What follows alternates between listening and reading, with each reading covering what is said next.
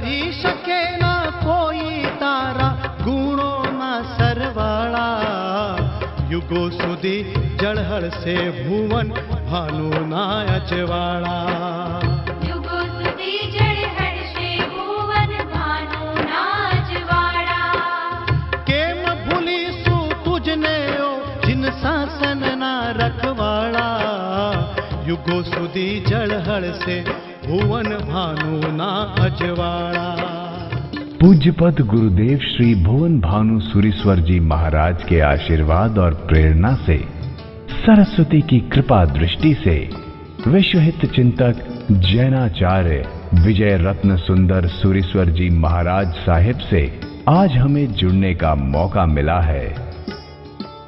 गुरुदेव, जीवन का अर्थ हो आप, जीवन का भावार्थ हो आप, शास्त्रों का गाथार्थ हो आप श्री में जो ज्ञान समाया हुआ है, जो त्याग इन्होंने अपनाया हुआ है, इसकी कल्पना करना कठिन है। गुरुदेव श्री ने आज तक मां सरस्वती की कृपा से 283 पुस्तकों का सर्जन कासडे मुक्ता स्याद्वाद्य भैदोत्तमय तत्स्वरूपम समाकर्णयासेव्य परमार्हते। अनंत उपकारी शास्त्रकार परमश्री पूज्यपाद आचार्य भगवान लक्ष्मी सूरीश्वर जी महाराजा पर्वाधिराज पर्युषण के उपलक्ष्य में अष्टानिका को लेकर के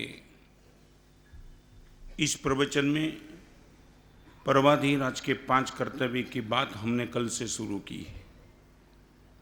आपको कर्तव्य याद रखना है, हमारी प्रवर्तन, साधर्मिक भक्ति, अठम का तप, चैत्य परिपाटी और परस्पर क्षमापना, ये 5 ही चीज क्यों ली। एक छोटी सी बात आपको कहना चाहूँगा, वर्तमान युग इनकी 5 पहचान है। नंबर 1 हिंसा युग है।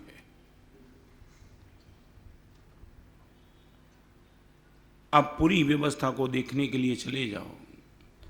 आपके पिताजी और पिताजी के ज़माने में देश में, समाज में, परिवार में और खुद के जीवन में भी इतनी हिंसा नहीं थी जितनी हिंसा आज है। देश में ही हिंसा बढ़ी ऐसी नहीं है, समाज में ही हिंसा बढ़ी है नहीं, परिवार में भी हिंसा बढ़ी और आपके खुद के जीवन में भी हिंसा बहुत बढ़ी।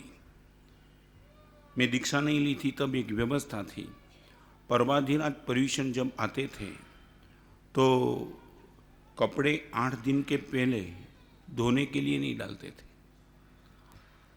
गेहूं वो घंटी में जाते नहीं थे। एक ऐसी उत्तम व्यवस्था थी।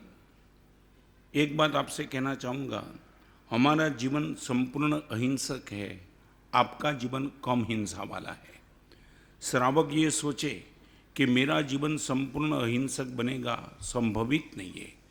आपके जीवन को यदि बचाना है तो कम से कम हिंसा, कम से कम हिंसा। आज हिंसा युग चल रहा है। हमारी प्रवर्तन, मेरे जीवन में यदि अहिंसा नहीं होगी तो समाज के बीच में हिंसा का प्रवर्तन मैं करूँगा कैसे। 18 देश के मालिक कुमारपाल महाराजा ने मार शब्द नहीं बोल सकते थे। मार एक शब्द में भी नहीं थी तो हिंसा की तो बात आती ही कहाँ थी। 14,000 करोड़ पशु की कत्ल इस देश में हो रही है। आपकी वो सब रोकाने की ताकत नहीं है। मगर सिर्फ आपको इतना पूछना चाहता हूँ, आपके परिवार में हिंसा को कम करने की भी यदि आपकी ताकत नहीं है तो छोड़ो, आपके खुद के जीवन में हिंसा कम करने का आपका प्रयास है क्या। हमारी प्रवर्तन ऐसे नहीं होगी। जीवन में यदि होगा तो प्रवर्तन कर पाएंगे। रिपीट करना चाहता हूँ, आपके जीवन में इम्प्लीमेंट होगा तो किसी के जीवन में हमारी प्रवर्तन आप कर पाएंगे। खुद के जीवन में भी हमारी नहीं होगी। हमारी माने मत मारो, मत मारो। हमारी का अर्थ है किसी को हम मारेंगे नहीं। आज के युग की पहचान है हिंसा युग। आपके चौके में चले जाओ, मुझे मालूम नहीं, मगर सच बताओ, आपके घर में जो कपड़े साफ होते हैं वो नल के पानी से कि वॉशिंग मशीन से? जानना चाहता हूं, सच बोलो क्यों?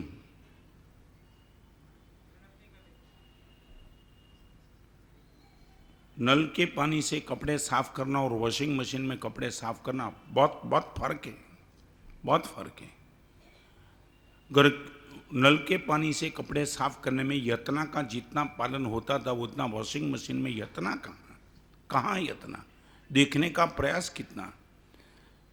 ये क्यों, ये सब खत्म क्यों हो गया? वॉशिंग मशीन आ गया, घर घंटी आ गई, कुकर आ गया, हीटर आ गया, गीजर आ गया, कोई व्यवस्था ही नहीं बची। आपने एक स्विच ऑन कर दी, माने पूरी की पूरी मशीनरी चालू हो गई।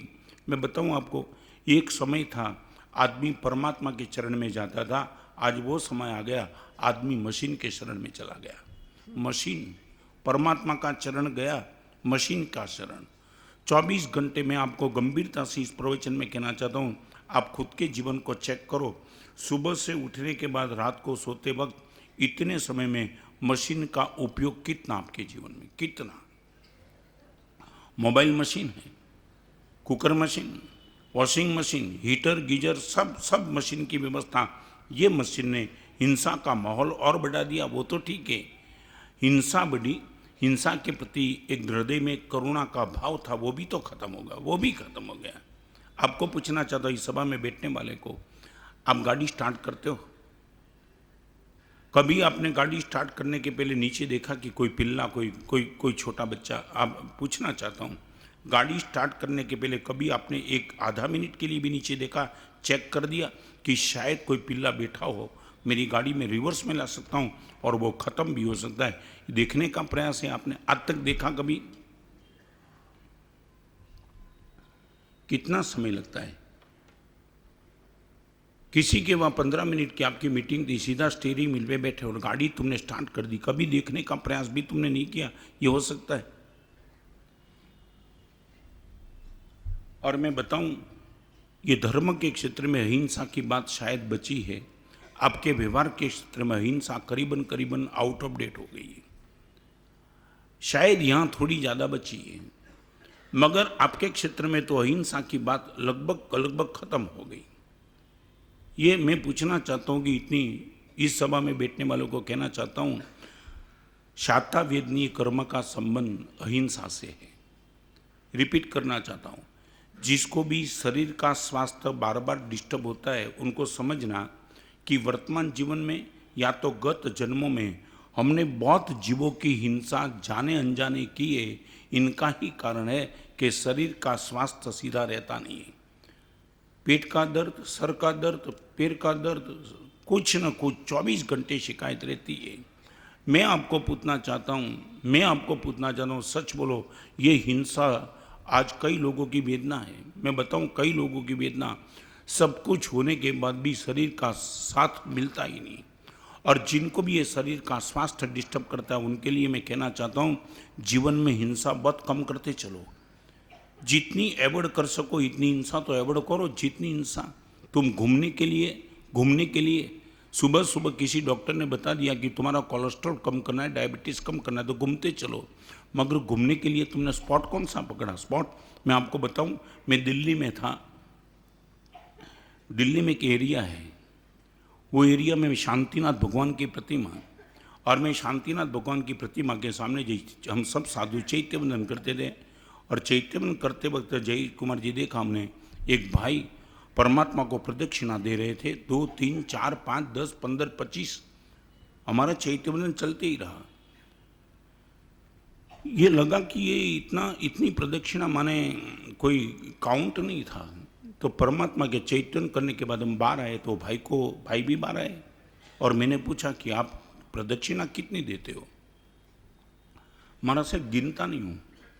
मैं बोला, आप प्रदक्षिणा देते हो और गिनते नहीं हो? कभी कभी होता है साधु भगवान के 27 की, पंच परमिष्ठ की, 108 की, 3 की, कोई लिमिट होती है ना। महाराज साहब मैं कुछ गिनता नहीं, बस ऐसे ही प्रदक्षिणा देते चलता हूँ। विश्वास नहीं कर पाएंगे कि आदमी का विजन क्या हो सकता है। तब मैंने पूछा कि बिना काउंट तुम प्रदक्षिणा करते हो, इनके पीछे राज है क्या? महाराज साहब एक बात बताऊँ, शरीर में डायबिटीज़ है, आप सुन लेना इनका विजन। महाराज साहब शरीर में डायबिटीज़ है और डॉक्टर ने चलने को बोला था, 1 घंटे तक चलता था महाराज साहब पार्क में, मगर पार्क पूरा का पूरा हरियाली से भरा हुआ था। तो चलते वक्त हरियाली पे पैर रखते वक्त मन में एक चुभन होती थी, एक और शरीर का स्वास्थ्य अच्छा करना चाहता हूँ और दूसरी ओर हिंसा होती रहती है। एक और ये स्वास्थ्य अच्छा करने का प्रयास और हिंसा, और दूसरी बात वो थी महाराज साहब कि पार्क में चलते चलते चलते जो लोग थे, हम तो महाराज साहब दिल्ली में बैठे तो 24 घंटे पॉलिटिक्स की बात, तो महाराज साहब 2 काम होता था, एक हिंसा होती थी, दूसरी निंदा होती थी। निंदा जो भी मिलते थे उनके साथ हमारे पास महाराज साहब आपके जैसा मेरे पे कोई अच्छा तो टॉपिक है नहीं, उसने क्या किया उसने क्या किया, सब चोरे बदमाश है। 1 घंटे भर तक महाराज साहब हिंसा और निंदा दोनों चलता था। मन में वेदना थी, चलना बिल्कुल जरूरी था। डॉक्टर ने बोला था नहीं चलेंगे तो शुगर आपका और चल जाएगा। महाराज साहब बहुत सोचने के बाद एक सोचा कि कोई ऐसा रास्ता निकाल दूँ कि चलने का हो जाए और हिंसा और निंदा दोनों बंद हो जाए। और बहुत सोचने के बाद महाराज साहब परमात्मा की प्रतिमा याद आ गई, शांतिनाथ भगवान की प्रतिमा। बस महाराज साहब 1 घंटे तक चलता हूँ, दिन 15-25 प्रदक्षिणा देकर के थोड़ा थक जाता हूँ तो बैठ जाता हूँ, फिर चलता हूँ, 1 घंटे तक चलते रहता हूँ। महाराज साहब सामने परमात्मा की प्रतिमा है, हृदय में एक परमात्मा के प्रति शुभ भाव है, शुभ पुण्य बंध का काम हो जाता है और हिंसा और निंदा से बचने का बहुत बड़ा काम हो गया। महाराज साहब आशीर्वाद दो, आज तो डायबिटीज़ के हिसाब से चलने का चालू होता है, कल डायबिटीज़ खत्म हो जाए फिर भी रोज परमात्मा की 108 प्रदक्षिणा देते चलूँ, ऐसी मुझे ताकत दे दो। 5 बात आज कहना चाहता हूँ, 5 कर्तव्य के सामने 5 बात। हमारी प्रवर्तन का कारण है हिंसा युग है, साधर्मिक भक्ति का एक कर्तव्य का पालन है, क्योंकि स्वार्थी युग है। स्वार्थी युग, मेरा हो जाए बात खत्म, दूसरे किसी को मैं क्रेडिट देना नहीं चाहता हूँ। साधर्मिक भक्ति जिनकी कॉपरेशन से, जिनके संयोग से मैं धर्म के क्षेत्र में प्रवेश कर रहा हूँ, और वो साधर्मिक के प्रति हमारा स्वार्थ भाव, स्वार्थ, हम इनकी निंदा करें, हम इनका वर्णवाद करें, हम इनको आगे बढ़ने दे दें, इनको क्रेडिट लेने में बीच में आ जाए, हम ये करें। एक और ये साधर्मिक भक्ति और साधर्मिक वात्सल्य दोनों अलग चीज़ें। आप भोजन कराते वो साधर्मिक वात्सल्य है, और ये साधर्मिकों के प्रति भक्ति, उनको बहुमान करना, उनको भेंट देना, उनकी निंदा कुतली मत करना, उनको क्रेडिट देना, वो सब साधर्मिक भक्ति है। मैं आपको पूछना चाहता हूँ, स्वार्थी युग, कोई काम मैंने कर दिया, दूसरे मेरे साथ में थे तो मैं मेरी ही बात करूंगा। और आपको बताना चाहता हूँ, इस सभा में बैठने वाले सबको एक बात याद रखना, मैं दिल्ली में सेक्स एजुकेशन के खिलाफ गया, माउलंग करोल में सेक्स एजुकेशन की सबसे बड़ी मीटिंग थी, मीडिया कर्मी थे, 3000 की पब्लिक थी, अध्यक्ष स्थान पे मैं था, यहाँ मुरली मनोहर जोशी थे, यहाँ जॉर्ज फर्नांडिस थे, बाजू में सुप्रीम के चीफ जस्टिस RC लियोटी थे, यहाँ एक मुस्लिम कम्युनिटी का लीडर बैठा था, और बात चलते थे, मुस्लिम कम्युनिटी के लीडर ने बता दिया कि सेक्स एजुकेशन यदि पूरे हिंदुस्तान में खत्म होगा तो क्रेडिट गोes to चाइनाचार्य रत्न सुंदरसूरी, उसने बोला, इनके मन की बात थी, मगर अध्यक्ष स्थान पर मैं बैठा था, और मेरे बैठने के बाद इस सभा में बैठने वाले सब गंभीरता से सुन लेना, इस वास्तविकता तो दिस इज द फैक्ट। और जब मेरे बोलने की बारी आई तब मैंने बोला कि मुस्लिम भाई ने मेरे लिए जो बोला कि यदि हिंदुस्तान में एक सेक्स एजुकेशन बैन होगा तो क्रेडिट सिर्फ जैनाचार्य रत्न सुंदरसूरी को जाएगी, मैं बोला इनके मेरा विरोध है। पूरी सभा स्तब्ध। मुरली मनोहर जोशी ने मुझे, मल्लाह साहब ये इश्यू आपने नहीं उठाया तो हमें तो पता ही नहीं था, हम तो दिल्ली में बैठे थे, फर्नांडिस का भी ये कहना था और RC लाहौटी का भी ये कहना था, महाराज साहब हमें तो कोई पता ही नहीं था, आपने इश्यू उठाया। मैं तो सुनो अभी मेरी बात, तुमने जन्माष्टमी के दिन किसी गोविंदा को देखा है क्या? अभी गई जन्माष्टमी, अभी गई ना, महावीर जी अभी गई ना। या इस सभा में बैठने वाला कोई भी नींबू रख के बात करता तो मैं उनको चैलेंज करता हूँ, अपने आप को संभाल लो, मैं खुद नहीं रखता हूँ तो तुम कौन औकात हो।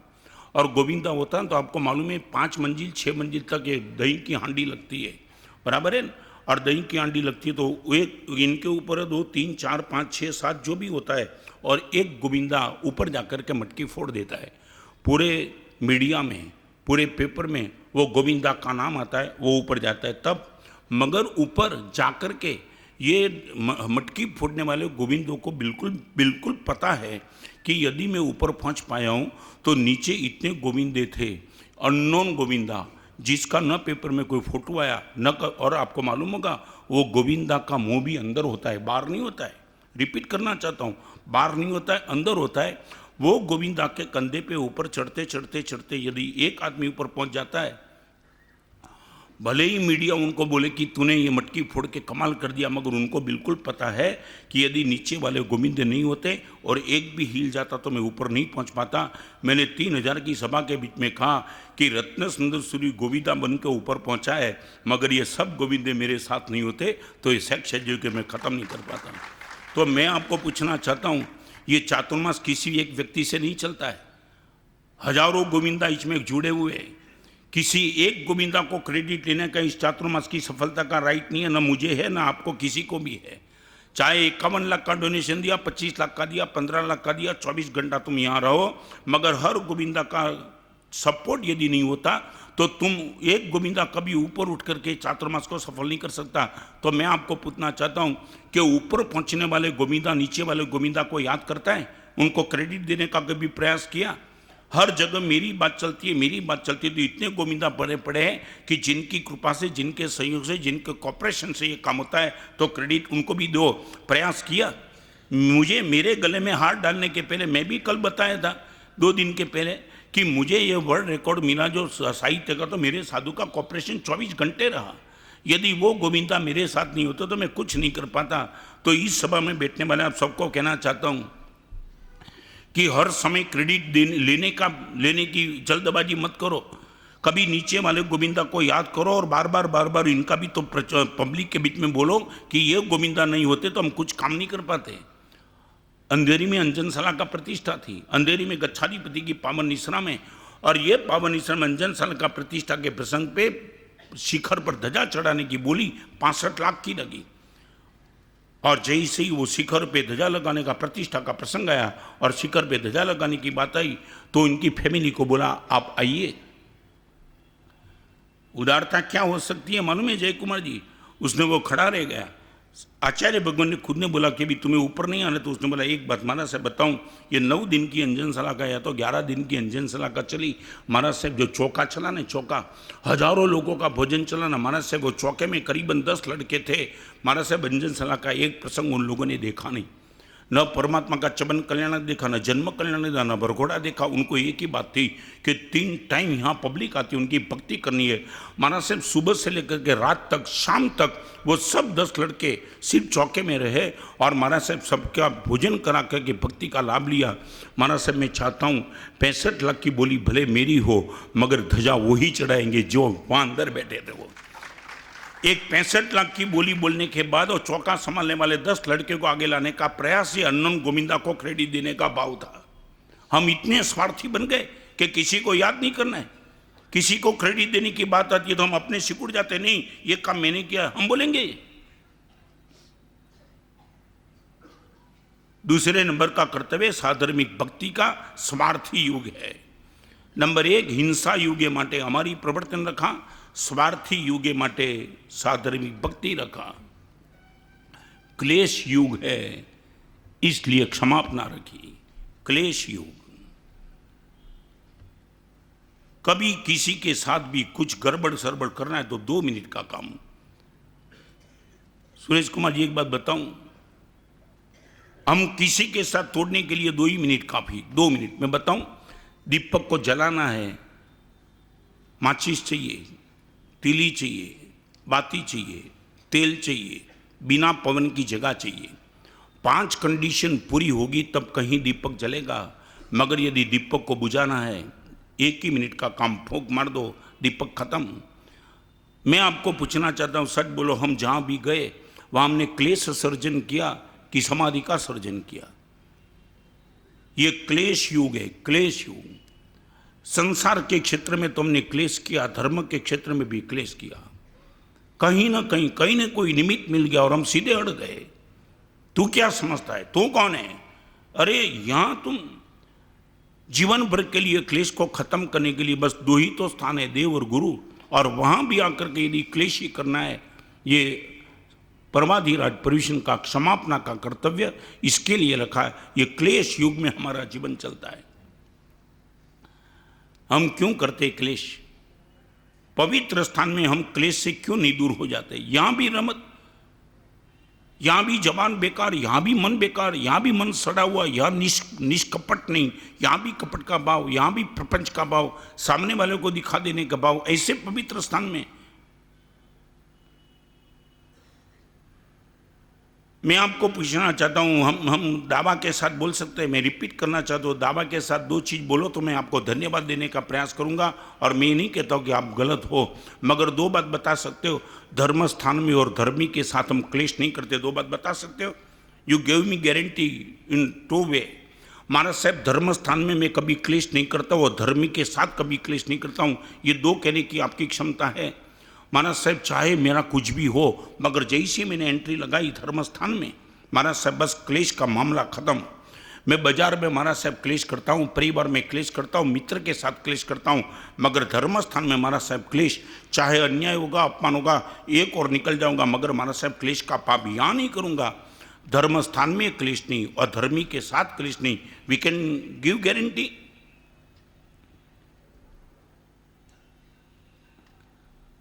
इतनी बड़ी सभा के बीच में पर्वताधिराज परिवेशन में मैं पूछना चाहता हूं, ये हमारी मानसिकता है? हम दावा के साथ बोल सकते हैं कि महाराज साहब इतने साल में हमने दो को क्लेश मुक्त रखा है, बोल सकते हैं सुरेश कुमार जी? मैं किसी का नाम देता हूं, मैंने आरोप नहीं लगाता हूं, जस्ट पूछ रहा हूं। हम हाँ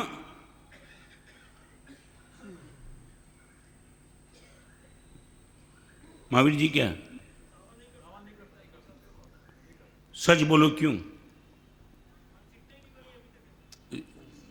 कब बनाएंगे हम? इसमें भगवान मुझे वो ताकत दो, मेरे जीवन में से क्लेश निकल जाए, वो ताकत दो। मगर दो बात बताऊं, बाहर से क्लेश, अंदर से संक्लेश। मन में संक्लेश है इसलिए बाहर क्लेश है। अंदर में किसी के प्रति क्रोध वैर का भाव अंदर बराबर जम के बैठा है, इसलिए तुम जा रहे हैं।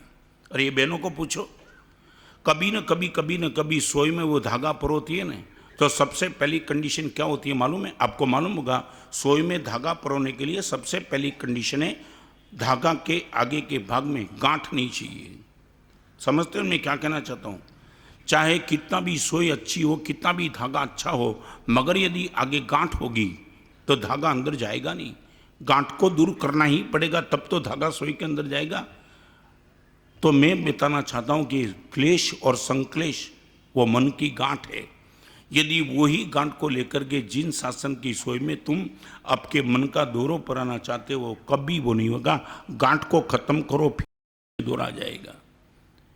मैं आपको पूछना चाहता हूं, चलो इतने साल हमारे गए, जैसे भी गए, हम अभी बोल सकते हैं कि महाराज साहब क्लेश मुक्त जीवन नहीं भी बनेगा तो भी धर्म स्थान और धर्मी के साथ क्लेश की मानसिकता नहीं बनाऊंगा। महाराज मुझे नहीं बैठेगा, मैं अपने घर पे जाकर के माला गिनूंगा, मगर यहां क्लेश और संक्लेश ये स्थान पे मैं नहीं करूंगा।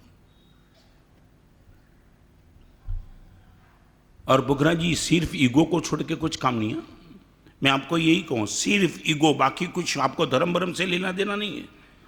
आप ये मानते कि मैं धर्म के हिसाब से क्लेश करता हूं, छोड़ दो, तुम मेरे ईगो को संभालने के लिए क्लेश करते हो। धर्म तो ये बोलता है कि ईगो को संभालो ही नहीं। जहां ईगो टॉप पे आता है वहां क्लेश और संक्लेश होने वाला ही है।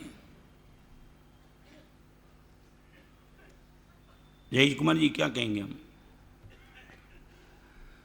मैं जानना चाहता हूं क्यों नहीं।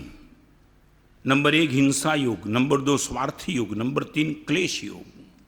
योग क्लेश का, पति और पत्नी से क्लेश, भाई और भाभी से क्लेश, माँ और बाप से क्लेश। लाओ ना, एक घर लाओ ऐसा बिना क्लेश का। जहां भी हम बैठे, बस में गए, ट्रेन में गए, प्लेन में गए, कहीं भी गए, होटल में गए, बस क्लेश मिलना चाहिए कोई बात करने के लिए। न मालूम हम अंदर से क्या लेकर के बैठे। क्लेश के बिना जैसे हमारी मानसिकता नहीं बनती, मिलना चाहिए और किसी से भी बिगाड़ दिया। मैं आपको पूछना चाहता हूं, हम गए और मेरे खिलाफ यदि किसी ने 2 शब्द बोल दिया, फिर भी मैंने प्रसन्नता से उनको स्वीकार किया। इतने अनुभव जीवन में कितने।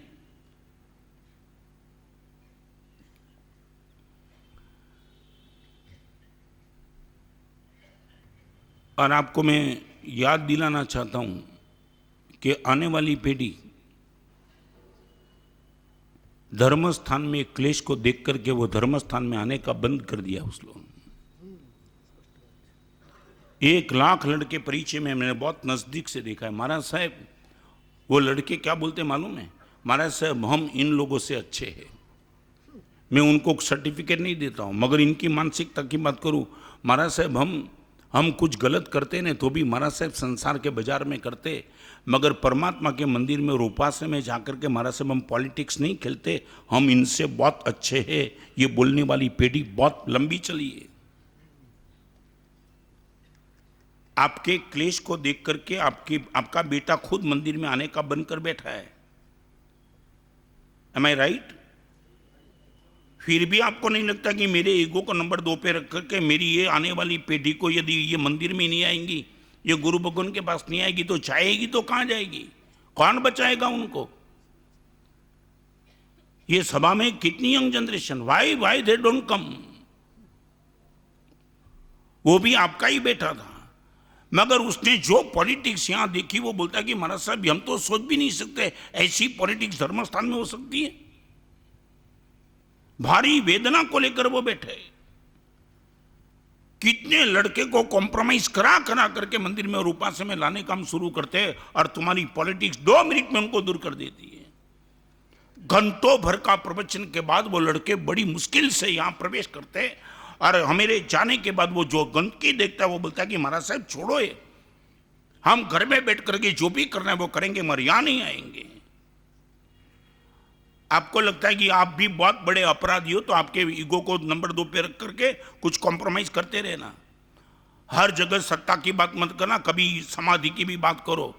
सत्ता को चैलेंज करने वाला कोई मिल जाए तो चिंता मत करो, सत्ता तो आज है कल नहीं है, समाधि का क्या।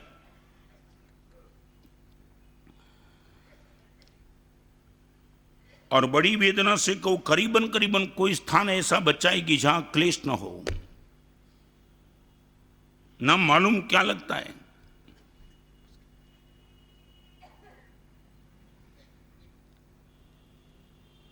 प्रकाश जी बराबर है।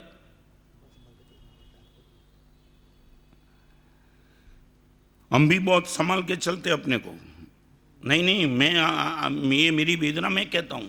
ये सिर्फ यहां रायपुर की बात, मेहरबानी करके ये मत समझना कि गुरुदेव हम पर, मैं पूरे हिंदुस्तान में 47 साल से घूम के आया हूं। शायद कोई स्थान धर्म का ऐसा देखा होगी जहां क्लेश न हो, तो वेदना है। हमारे प्रवचन की क्या असर?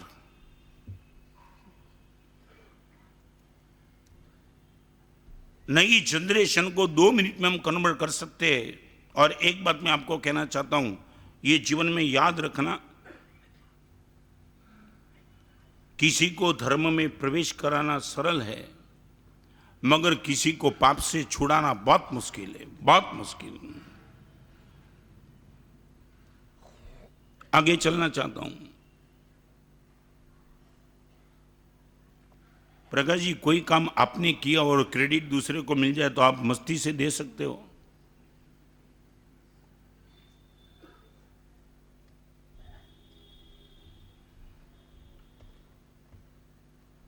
सुरेश कुमार जी, क्या काम आपने किया और आपका नाम ही नहीं लिया और क्रेडिट दूसरे को दी गई प्रवचन सभा में? हाँ, मन खराब होता है, चलेगा, वाणी तो खराब नहीं होगी ना, इतना तो बोलो। हाँ, मन खराब होता है, चलो छोड़ो, मगर वाणी तो नहीं बिगड़ेगी ना। बाहर जाकर के किसी को बोलेगे तो नहीं कि ये क्या हो गया, गद्दी राम को दी गई थी और सब मिल गई भरत को। जय कुमार जी, ताकत ये उदारता है। और एक बात बताऊं, करोड़ रुपए के दान करने की उदारता होती है, मगर दूसरे को यश देने की उदारता बहुत मुश्किल है। दे दो एक बार, पता चलेगा, स्ट्रगल करनी पड़ेगी। काम मैंने किया और यश वो ले गया, क्रेडिट उनको गई, समाज को पता लगाना पड़ेगा मुझे। ये हमारा ईगो है। आगे चलो। हिंसा का युग है माने हमारी प्रवर्तन है, स्वार्थ का युग है माने साधर्मिक भक्ति है, क्लेश का युग है माने क्षमापना पर्व है, भोग का युग है माने अट्टम का तप है। अट्टम का तप है। हिंसा युग हमारी प्रवर्तन, स्वार्थ युग साधर्मिक भक्ति, क्लेश युग परस्पर क्षमापना, भोग युग, अट्ठम का तप और नास्तिकता का युग, इसलिए चैत्य परिपाटी। ये परमाधिराज पर्युषण के 5 कर्तव्य के सामने 5 युग की पहचान है, नास्तिकता की युग। मानने के लिए मन ही नहीं बनता, क्या करे तो क्या करे, क्या कर लेगा परमात्मा का मंदिर, क्यों दर्शन करने के समय क्यों बिगाड़ना, बार बार बार बार ये नास्तिक का प्रदर्शन। और आज की शिक्षा ने पूरी नास्तिकता का माहौल बना दिया है।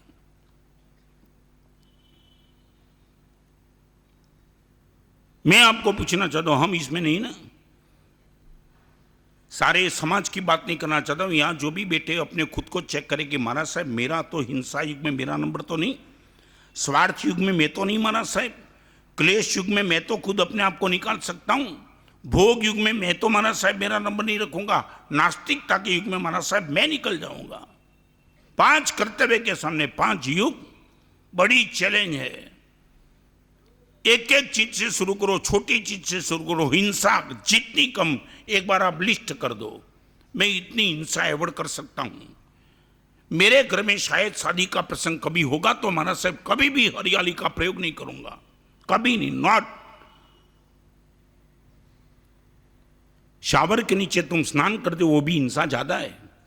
बाल्टी में पानी लेके तुम स्नान करो, एक ही बाल्टी शायद जा सकती है पानी, मगर शावर के नीचे तुम बैठ जाते हो, कितना पानी जाता है तुम्हें कोई पता नहीं। और आपको मालूम नहीं, अभी जो लेट्रिन आया, मुझे रायपुर का तो पता नहीं, मगर लेट्रिन में एक व्यवस्था भी बनी, चैन खींच और पानी, यहाँ फ्लैश। आपको मालूम है एक बार तुम खींचो 5 लीटर पानी कम से कम चला जाता है, 5 लीटर। तुम्हें मालूम नहीं है ये हिंसा। आज के जमाने में मेरे जैसे साधु ऐसे बोलेंगे तो सुनने वाले बोलेंगे कि 14वीं सदी के महाराज साहब बात करते हैं। नहीं, मैं ये जोखम उठा के बोलता हूं, तू मेरे पूरे घर में हिंसा, बस थोड़ा सा हाथ बिगड़ा, वॉश मशीन खुला कर दो, जितना पानी जाना इतना जाने दो। और मुझे तो अभी यहां मालूम नहीं है, मगर बंबे में देख क्या, एक लड़का मेरे पास जब प्रवचन की बात आई तब मुझे बता गया, साबुन लेके आया, साबुन का आकार का मछली का आकार, मछली आकार का साबुन। तुमने देखा होगा, नहीं देखा, मैंने देखा, मछली आकार का साबुन, वो लटकता है डोरी के नीचे, और जो भी बाथरूम में जाता है, लेटरिन में जाता है, अंदर से बाहर निकलता है और सीधा वो मछली को रगड़ देता है। पंचेंद्रीय जीवों की हिंसा का ये पाप कहां ले जाएगा तुम्हें? ये मछली है, ये साबुन है कि मछली है? साबुन नहीं मिलता तुम्हें कि मछली लेकर के तुम बैठ गए। मगर ये पैसे के पाप ने तुमने सब कुछ पाप खुला कर दिया। भगवान की परम करुणा की पर्वाधिराज पर्युषण के समय में ऐसी कुछ बात बोलने का मौका मिलता है, बाकी तो गया। सच बताऊं, बहुत वेदना। आपके घर भी श्रावक का घर है कि नहीं? वो एक समय था कि श्रावक का घर था। अभी बताऊं मैं, अभी तो मेरा गोचरी जाने का बंद हो गया, सब साधु भगवान जाते हैं, मगर एक समय ऐसा था कि गोचरी निकलते वक्त बारिश बिल्कुल नहीं हो, और बारिश गोचरी जाने के बाद आई, आपके घर में 2-3-5 मिनट ठहरना पड़ता था ना बारिश रुके तक, तब तक कोई दिक्कत नहीं थी, ठहरो कोई वांधो नहीं, जल्दबाजी नहीं है, शिकायत नहीं है, श्रावक का घर है। मगर अभी बताऊं, आपके घर में 5 मिनट से ज्यादा ठहरना वो संयम के लिए भी जोखिम बन गया है। आपका घर, अभी हम ज्यादा ठहर सके ऐसा एटमॉस्फेयर आपके घर में भी दिखाई नहीं पड़ता है। ये 5 युग के सामने 5 कर्तव्य की बात किसके सामने करूं, किन लोगों के सामने करूं? और आपकी फैमिली को नहीं बचा पाएंगे, आप ही खुद बचना चाहो बोल सकते हो, मेरे लिए व्यवस्था नहीं होनी चाहिए। आप किसी मुनि भगवान को और बहनों को पूछता हूं, साध्वी भगवान को मिल लो, 10-15 दिन के बाद हमारे कपड़े साफ होते हैं, और 5-7-10 कपड़े भी करीबन 1 घड़े या 2 घड़े में पूरा हो जाता है। 10-15 दिन के गंदे कपड़े, उनको साफ करने के लिए करीबन 1 घड़ा पानी या तो 1.5 घड़ा इनफ। 15 दिन के कपड़े को साफ करने में 10 कपड़े को यदि 1.5 घड़ा लगता है, तो आपका तो शायद रोज कपड़ा साफ होता है, गंदा भी कितना होता है, कितना। मगर आपने वो काम दे दिया नौकरानी को, बस वो नल खुला रख करके इधर उधर काम करती जाती और कपड़ा साफ करती रहती, कितना पानी गया कोई चिंता ही नहीं। चलो आगे।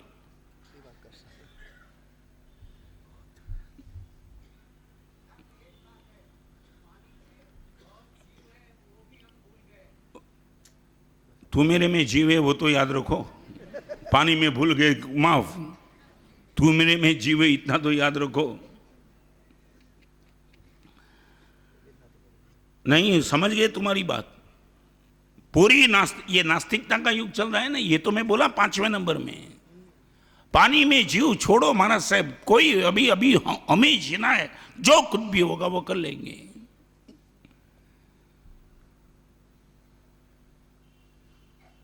प्रयास करना।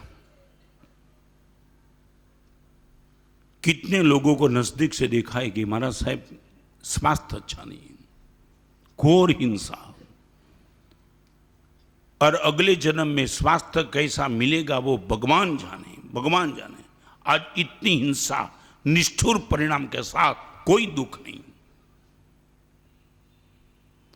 सैटरडे ने संडे एंड आया, चलो गाड़ी लेके निकल जाओ, कहां जाना है, कहां जाना है? 100 कदम के लिए तुम्हें जाना है तो तुम विकल्प का उपयोग छोड़ो ना यार, इतना तो चल के जा यार, क्या मजबूरी है? समझे ना मैं क्या कहना चाहता हूं? 100 कदम दूर जाना है, 200 कदम, तो मेरे पैर मजबूत है। महाराज साहब ये गाड़ी का, विकल्प का, स्कूटर का, बाइक का कोई उपयोग नहीं करूंगा, चल के जाऊंगा, इतना तो करो। अधिराज पर्यूषण में इतनी थोड़ी कठोर बात करना मेरी मजबूरी है, मगर ये बात नहीं करूंगा तो करूंगा कब और कौन करेंगे? तो मेरे कानों तक ये बात कब जाएंगी? 5 युग में से खुद को जहां से भी निकाल सको वह निकालते रहना। 8 का तप लिखा है, नहीं हो सके तो 3 छूटे उपवास, वो भी न हो सके तो 6 ऐम्बिल, वो भी न हो सके तो 9 एकासन कर सकते, 12 एकासन, 12 एकासन, 24 व्यासन हो सकता है। यदि इतना भी न हुआ तो 8 दिन में कम से कम 20 पक्की माला, 2000 का स्वाध्याय, वो हो जाए 60 माला, 2000 की एक उपवास होता है, 60 माला 8 का तप पूर्ण हो जाएगा। और एक बात बताओ, इस सभा में बैठने वाले को आज तप की एक अलग डेफिनेशन बताना चाहता हूं। जिन जिन लोगों को ऐसा लगता है कि महाराज साहब मैं तेला नहीं कर सकता हूं, स्वास्थ्य बिगड़ा हुआ है, बीपी की गोली लेनी है, शुगर है, महाराज साहब ऐसी भी मेरी ताकत नहीं, मैं भूखा नहीं रह सकता हूं, वो लोग तप कर सकेंगे कि नहीं? ऐसे लोगों के लिए भी एक छोटा सा तप भगवान ने लिखा, इच्छा निरोध, वो भी तप है। क्या? इच्छा निरोध, वो भी तप।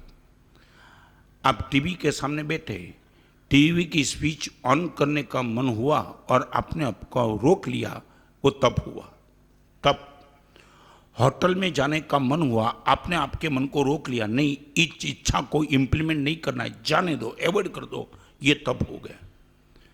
तेले का तप, एकासन ऐम्बिल का तप कभी कभी कर पाएंगे, सबको ही नहीं कर पाएंगे। इच्छा निरोध का तप हम प्रत्येक समय पे कर सकते हैं, प्रत्येक समय पे। चलो आगे, सच बोलो, ऐसे तप करने की हमारी मानसिकता है क्या? इच्छा निरोध तप। थाली में कोई भी द्रव्य आया और उसमें से एक पसंदगी का द्रव्य निकाल देना, वो भी तप। कितनी मजे की बात, जिन शासन ने कभी किसी को निगलेक्ट नहीं किया। ये अठम करने वाला ही जिन शासन में रह पाएगा ऐसा नहीं है। ये हो सकता है थाली लेकर के बैठा है, जितने भी द्रव्य आए उसमें से कोई भी एक द्रव्य को निकाल दे। आपको मालूम नहीं है, बहनों को मैं बताना चाहता हूँ, एक समय ऐसा था, मैंने खुद ने वो देखा। ये छत्तीसगढ़ में तुम्हें देखा होगा कि नहीं मालूम नहीं, मेरी दादी माँ थी ना, बाजार में से सब्जी लेके आवे ना, ये अति उत्तम परंपरा को तुमने कितनी खत्म कर दी, या तो और नई पीढ़ी को तो पता भी नहीं लगेगा। ऐसी शायद तुम्हें भी पता होगा, मालूम नहीं। सब्जी लेके आती थी ना जय कुमार जी, जैसे ही सब्जी लेकर के प्रीमाइसिस में दाखिल होती थी, एक बड़ा पेड़ होता था, आंगन में पेड़ रहता था, जगह इतनी खुली रहती थी, थैली में से सब्जी निकाल देती थी। सब्जी भिंडी है तो भिंडी, 1-2 भिंडी वो लेकर के पेड़ के नीचे जा कर के रख देती थी। किसके लिए मालूम है? बस इतना ही कि हमारे पूरे परिवार को जीवन चलाने के लिए इतनी हरी सब्जी की हिंसा करनी पड़ती है, मगर जो दो भिंडी को बचा पाया वो बचा पाया, इसलिए 2 भिंडी वहाँ रखती थी। ये तुमने सुना भी नहीं होगा शायद। हाँ, ये व्यवस्था थी, ये व्यवस्था। 2 किलो 4 किलो सब्जी में से थोड़ी एक छोटी सी 1% भी उनको अभयदान दो और उनको बड़ी सेफ जगह पे रख देती, अपने हिसाब से इनका जीवन समाप्त होगा, मगर हम खत्म नहीं करेंगे। क्या भाव था, क्या भाव। और इसलिए आपको मालूम होगा, आपके पिताजी और माताजी का स्वास्थ्य जितना लंबी उम्र तक अच्छा रहा, आज छोटी उम्र में भी स्वास्थ्य अच्छा नहीं। बराबर है। तुमने कभी ये ऑब्जर्व किया कि महाराज साहब हम कहां चुके?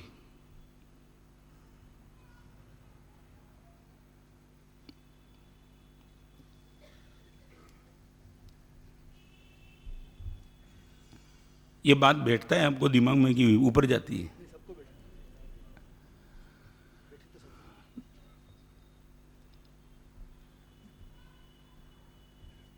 कल्पेश बराबर नहीं, माने आप खुद के लिए इंप्लीमेंट कर सको ऐसी चीजें कि नहीं कर सकते ऐसी, बस कर रहा।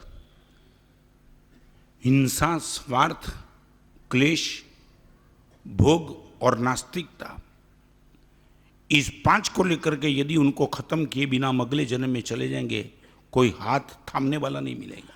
3 बात आज आपके सामने रखना चाहता हूं। मेरे जीवन की व्यवस्था अध्यात्म जगत में 3 चीज की हो सकती है। नंबर 1 साधना, नंबर 2 भावना और नंबर 3 वात्सल्य।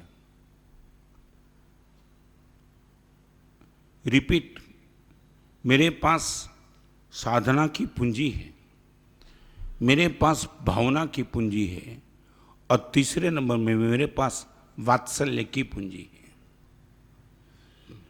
तीनों क्षेत्र में यदि मैं आगे बढ़ना चाहता हूं तो 3 कंडीशन को आंखों के सामने रखो।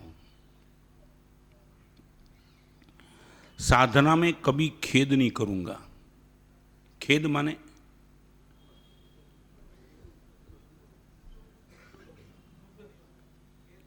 माने कंटाला बोलते ना, अफसोस। साधना में कभी थकने का नाम नहीं। मैं मेरे से होगी इतनी करूंगा, मगर खेद नहीं। तेला का पचकान ले लिया, तेले का पचकान ले लिया और दूसरे उपवास के बाद शरीर में थोड़ा दर्द होगा ही। उसी टाइम मैं ये नहीं सोचूंगा तेले का पचकान नहीं लिया होता तो अच्छा था, ले ही लिया है। साधना में खेद नहीं। साधना मेरी शक्ति अनुसार करूंगा, मगर खेद गारंटी के साथ नहीं। मम्मन सेठ ने साधना करने के बाद खेद किया,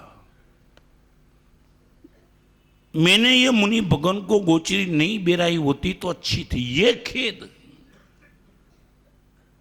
दान देने के बाद खेद किया, तब करने के बाद खेद किया, परमात्मा का मंदिर बनाने के बाद खेद किया नहीं। जो साधना कर दी मैंने, नो खेद। हो सकता है बहुत कुछ जीवन में। मैं आपको पूछना चाहता हूं, साधना में खेद नहीं है पक्का? 1 लाख का डोनेशन दे दिया, माना साहब अभी अनुमोदना। सामने वाला आपके कान में कोई भी बात डालेगा, आप बोलेंगे कि मैंने दान दे दिया, अभी दूसरा कुछ सुनना नहीं चाहता हूं, मैं अनुमोदना करना चाहता हूं। गलत फहमी की बात मेरे कान में मत डाल, मैं मजे में हूं।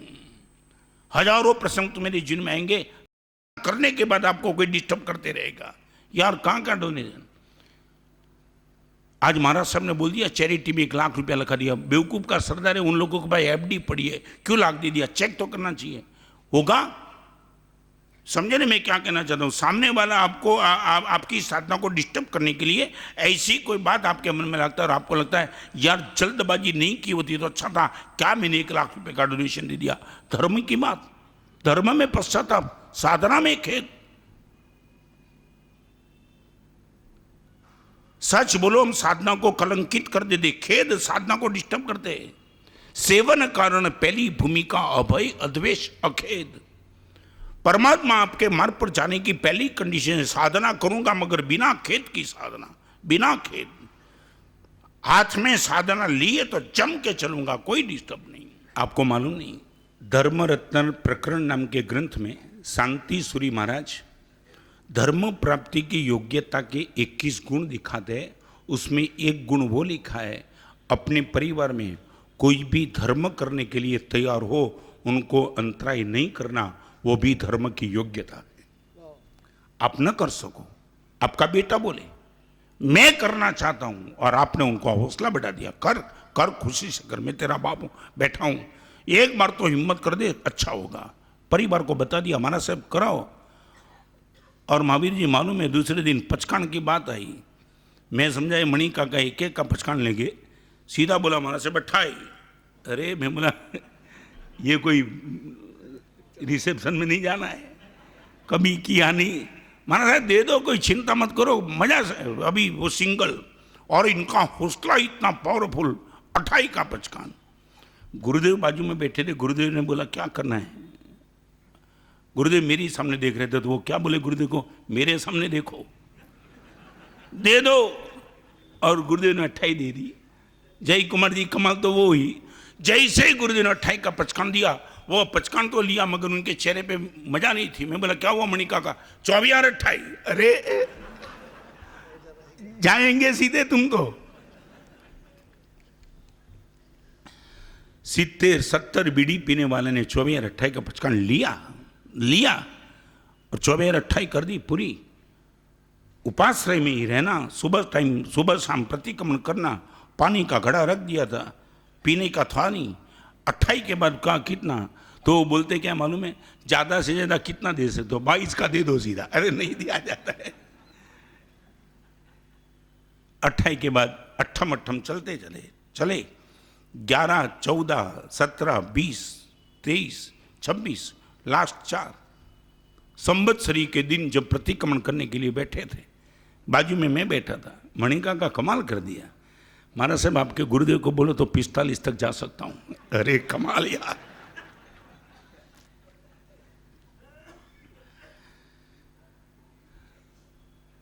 गुरुदेव ने कहा नहीं मणिका का अभी रुको। और मालूम है एक बात, यहां बैठे हुए सबको मैं बहनों को भी कहना चाहता हूं, साधना में खेद मत करो। महाराज साहब कर दी साधना में, थकूंगा नहीं, मानसिक स्तर से मैं डिस्टर्ब नहीं होऊंगा, चलो आगे। पेमेंट लेने में कितनी भी तकलीफ आती है, आप कभी खेद नहीं करते हो। कोई बोलता है पेमेंट लिया इसलिए यार 4-4 घंटा घूमना पड़ा, आप बोला छोड़ नहीं यार, घूमना पड़ा छोड़ यार, आ गया ना पेमेंट, बात खत्म कर। साधना में जिसको खेद का अनुभव नहीं करना है उसको संपत्ति की जगह साधना रख दो। आपको 1 मिनट में समझ में आ जाए, संपत्ति के क्षेत्र में आपको कभी खेद नहीं होता है, साधना में कभी खेद नहीं हुआ, नेवर। मैं ये नहीं कहता हूं कि गलत उपयोग करने वालों को भी दान देते चलो, रॉन्ग इंप्रेशन मत लेना। इस प्रवचन की सभा की बार जाकर के ये मत बोलना कि गलत उपयोग करने वाले को भी गुरुदेव दान करने के लिए बोलते। मैं ये कहना चाहता हूं गलत उपयोग निश्चित तौर से करेगा, उनको दान का एक विकल्प बदल दो। विकल्प, आप 2 रुपया देते हो, उनको लगता है कि आप गुटखा खाने वाला है, आप उनको केला दे सकते हो, केले की छिलके निकाल के सीधा केला दे सकते हो, जो दुरुपयोग कर ही नहीं सकता, आपके सामने उनको खाना पड़ता है। कई लोग तो ऐसे होते कि 2 रुपया देने के बाद गुटखा खाता है तो दान देने का बंद कर दे। मैं बोला दान देने का बंद करो, आइटम थोड़ी चेंज कर दो। समझे मैं क्या कहना चाहता हूँ? हाँ, आप कुछ भी ऐसी चीज दे सकते हो कि जिनके हिसाब से वो गलत उपयोग करे नहीं। फिर भी मैं रिपीट करना चाहता हूँ, गलत उपयोग निश्चित तौर से करेगा, वो देखने के बाद दान भले मत करो, मगर दान दे दिया और उसने गलत उपयोग किया तो उनके लिए खेद मत करो। समझे? नंबर 1, साधना में खेद नहीं। नंबर 2, भावना में छेद नहीं। भावना में छेद माने छिद्र। ऐसे ही भावना में तुम आगे चढ़े और सीधा कोई डाउनफॉल आ गया। भावना में छेद नहीं।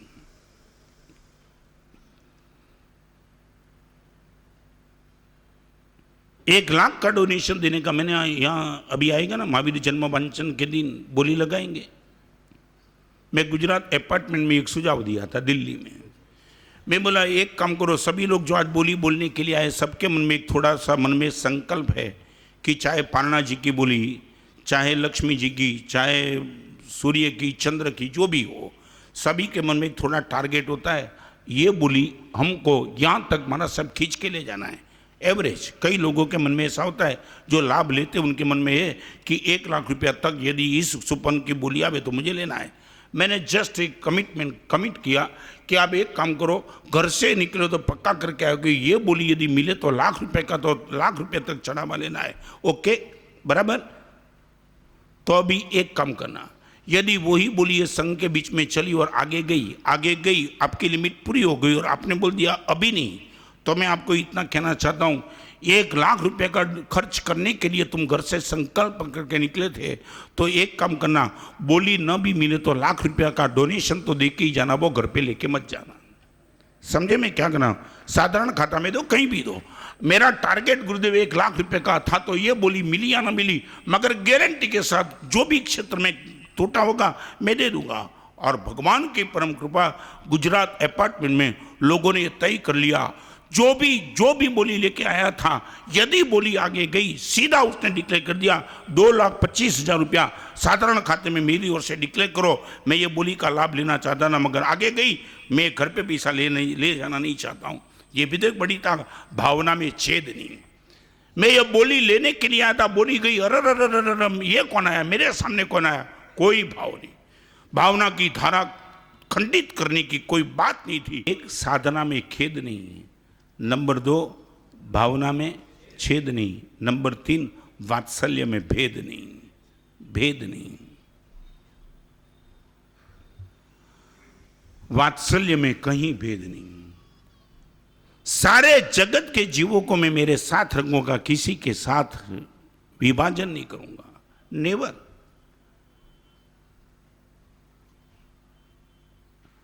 सच बोलो, 3 में से सबसे ज्यादा कठिन क्या?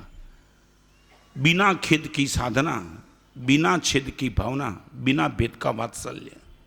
खेद नहीं, छेद नहीं और भेद नहीं। साधना करूंगा खेद बिना, भावना में आगे बढ़ते चलूंगा महाराज साहब छेद बिना, और वात्सल्य का भाव हृदय में, किसी का भेद नहीं। ये मेरा नहीं, ये दूसरा, ये महाराज साहब, सब भेद को खत्म करके ही आगे बढ़ूंगा। कोई तीर्थंकर तब तक नहीं बनता है जब तक वात्सल्य में से भेद नहीं खत्म करता है। मेरा चले, सारे जगत के जीवों को, नरक के हो, निगोत के हो, परमाधामी हो, मुझे काटने वाला हो, मेरा खून करने का प्रयास करते हो, यदि मेरा चले, सभी को मोक्ष में ले जाऊं। वात्सल्य में परमात्मा ने कोई भेद नहीं रखा, तो प्रकृति ने तीर्थंकर नामकरण का इनाम दे दिया। मैं आपको पूछना चाहता हूं, कितने भेद हमारे वात्सल्य में? भेद कितने? एक बार चेक करो, फिर पता चलेगा कि महाराज साहब हमारे पास तो बस इतना छोटा सा दायरा है, बाकी हमारे दायरे में से सब बार है, सब बार। कोई हमारे दायरे में आ नहीं सकता है। मैं रिपीट करना चाहता हूं, आप एक बार चेक करो कि महाराज साहब मेरे साथ हम किन किन को साथ में रखना चाहते हैं। सभी को अवॉइड करना है, सभी को। भाई जानना चाहता हूं क्यों। मैं एक छोटा सा दृष्टांत हमारे वहां लिखा है, अद्भुत।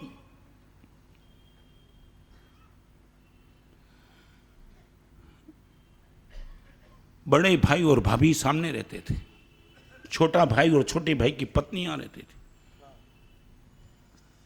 ये दृष्टांत सुनो तो तुम्हें पता लगेगा वात्सल्य में भेद किसको कहते हैं।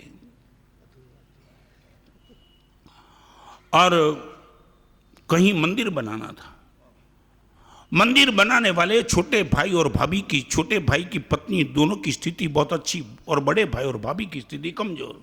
चंदा इकट्ठा करने के लिए गए, आपके वहां मंदिर का निर्माण करना, इसलिए हम चंदा इकट्ठा करने के लिए आए। और कमाल की बात, कमाल, ये छोटे भाई की पत्नी थी ना, उसको भाई और भाभी पर एक बड़ी जलन थी और उसने अंगुली दिखा दी। एक बात बताऊं, आपको चंदा यदि इकट्ठा करना तो वहां चले जाओ, इनकी स्थिति बहुत अच्छी। वहां गए, हाथ जोड़ के बड़े भाई ने पूछा, आप यहां क्यों आए? मंदिर के लिए कुछ चंदा इकट्ठा करना, इसलिए हम आए। भाई ने पूछा, इस घर का एड्रेस किसने दिया? वो सामने घर है ना, वहाँ एक बहन है, उसने अंगुली करके दिखा दिया कि यहाँ से आपको चंदा मिलेगा। पता लग गया मेरे ही छोटे भाई की पत्नी कोई भी कारण के बिना हमारे प्रति उनके मन में द्वेष का भाव है कोई नहीं, और इतना ही कहा, वो बहन का मैं आभार मानता हूँ कि एक परमात्मा के मंदिर के निर्माण कार्य लिए आप यहाँ आए हो। मगर एक बात बताऊं, शायद उनके मन में ऐसा भाव होगा कि मेरी स्थिति बहुत अच्छी है, मगर ऐसी स्थिति नहीं है। स्थिति हो जाएगी, मैं निश्चित तौर से आपको याद करके चंदा दे दूंगा। कोई गलत नहीं लगा, निकल गए। निकल जाने के बाद भाई ने अपनी पत्नी को कहा, एक काम कर सकते हैं, कर्म के उदय भी क्षेत्र बदलने से बदल सकते हैं। इस क्षेत्र में हमारा पुण्य नहीं है तो हरदम प्रयास करने के बाद भी कुछ नहीं मिलता है। मे भी पॉसिबल क्षेत्रांतर करे और कोई पुण्य उदय में आ जाए, यदि तेरी सम्मति है। आज पहली बार जिंदगी में कोई चंदा इकट्ठा करने के लिए आया और ना बोलने का मौका आ गया, हृदय चुप जाता है। अपने घर में कोई सामग्री नहीं ले पाया, इनका कोई दुख नहीं है, मगर 25वां तीर्थंकर संघ आज घर पे आया और 1 रुपया में दे पाया। चाहता हूं कि इस क्षेत्रांतर करो और शायद पुण्य उदय आ जाए। और निकल पड़ा, परमात्मा का नामस्मरण करके निकल पड़ा और परमात्मा की परम कृपा क्षेत्र बदला और कर्म बदल गए। लाखों रुपए का मालिक बन गया। और ये मालिक बन के जब वो घर पे आया तो उसने अपनी पत्नी को कहा कि देख, परमात्मा जमकर बरसे। और अभी एक बात मैं तुझे कहना चाहता हूं कि जिस गोल को लेकर के मैं क्षेत्रांतर कर दिया, गोल क्या था? गोल था परमात्मा के मंदिर को लेकर के। अभी वो मंदिर तो शायद बन भी गया होगा, मगर एक बात मैं कहना चाहता हूं, मंदिर बनाऊंगा, खुद अपना मंदिर बनाऊंगा। किसी के बने हुए मंदिर में डोनेशन देने की बात खत्म हो गई, क्योंकि वो मंदिर का निर्माण शायद हो गया होगा। मगर अभी अपनी ताकत है, अपनी औकात है, तो अपने ही ओर से ही शिखर मंदिर बनाऊंगा। मैं शॉर्ट में ये बात बताना चाहता हूं, मंदिर बन गया, शिखर मंदिर बन गया। परमात्मा की प्रतिष्ठा करने का प्रसंग आया, कंकोत्री लिखेगी पत्रिका। और जब सब कुछ हो गया तब उनको लगा कि चलो आचार्य भगवान को बुला लिया, प्रतिष्ठा का प्रसंग आ गया। और भाई और भाभी, छोटे भाई और छोटे भाई की पत्नी ने सोचा भी नहीं था कि बड़े भाई ये कमाल कर सकते। आंखों के सामने देख लिया भव्यतम मंदिर का निर्माण। 10 दिन अभी प्रतिष्ठा के बचे और उसी टाइम भाई और भाभी ने अंदर से तय कर लिया और तय करके छोटे भाई और छोटे भाई की पत्नी के घर पे गया पत्रिका देने के लिए। अवकार तो दिया, मगर अवकार देने के बाद बड़े भाई और भाभी ने दोनों ने साथ में होकर के छोटे भाई की धर्म पत्नी को जीप आती थी, फूले सुवर्ण की जीप, जीप का आकार, वो सोने की जीप और उसमें डायमंड जड़े हुए, डायमंड हर जगह।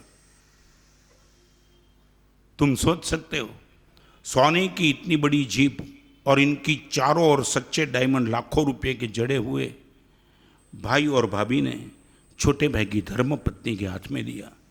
सब जगह तो हमने पत्रिका दी है, आपको सिर्फ पत्रिका नहीं, आपको पत्रिका के साथ हम ये दे देते। अंदर में कोई डंक नहीं था। छोटे भाई की धर्म पत्नी पूछती है बड़े भाई और भाभी को, अभी उनका भी नशा उतर गया है। मैंने तो मजाक से बात की थी, मगर ये कमाल हो गया, शिखरबंदी मंदिर खुद का। तब छोटे भाई की धर्म पत्नी ने बड़े भाई और भाभी को हाथ जोड़ के आंख में आंसू के साथ पूछा, सबको पत्रिका और मेरे घर में आकर के मुझे ये लाखों रुपए की सोने की लगे हुए डायमंड सच्चे, मैं जानना चाहती हूं कि मेरे प्रति आपका विशेष पक्षपात क्यों है। और भाई ने सिर्फ इतना ही कहा कि एक ही कारण, कि उस दिन करीबन 2 साल के पहले आपके घर में मंदिर के निर्माण के लिए चंदा इकट्ठा करने के लिए आए, तब आपने आपकी जबान से मेरे घर का एड्रेस दिया था। जिस जबान ने संघों को मेरे घर पे भेजा और उसी की प्रेरणा को लेकर के मेरे मन में जिन मंदिर बनाने का भाव हुआ, आपकी जबान उस टाइम नहीं चली होती, आज मंदिर नहीं होता, इसलिए सबको पत्रिका दे रहा हूं और आपको सोने की चिप के साथ डायमंड दे रहा हूं। ये भाव हमने वात्सल्य में किन किन लोगों को दूर करना ऑब्जर्व करते रहना। मैं सबके बीच में बोलना नहीं चाहता हूं। गुरुदेव श्री ने आज तक मां सरस्वती की कृपा से 283 पुस्तकों का सर्जन किया है और इनका अनुवाद अनेकों भाषाओं में ही नहीं बल्कि ब्रेल लिपि में भी उपलब्ध है। आचार्य श्री की पुस्तकों को पढ़कर अनेकों ने आर्ट ऑफ हैप्पीनेस की परिभाषा को सही अर्थ में सीख लिया है। वाणी आपकी अमृत धारा, ज्ञान की वसुंधरा, भीगा उसमें जग ये सारा। अपने ओजस्वी तेजस्वी प्रवचनों द्वारा लाखों लोगों के जीवन को परिवर्तित किया आपने। शांति के मार्ग पर चलना सिखाया आपने। श्रद्धा की शक्ति का राज बताया आपने। मानवता की संविधा में एक दीप जलाया आपने। जीने का अर्थ हो आप, जीवन का भावार्थ हो आप। आपके साहित्य के माध्यम से हमें एक सही दिशा मिली है और हम मानवता का अर्थ समझ पाए हैं।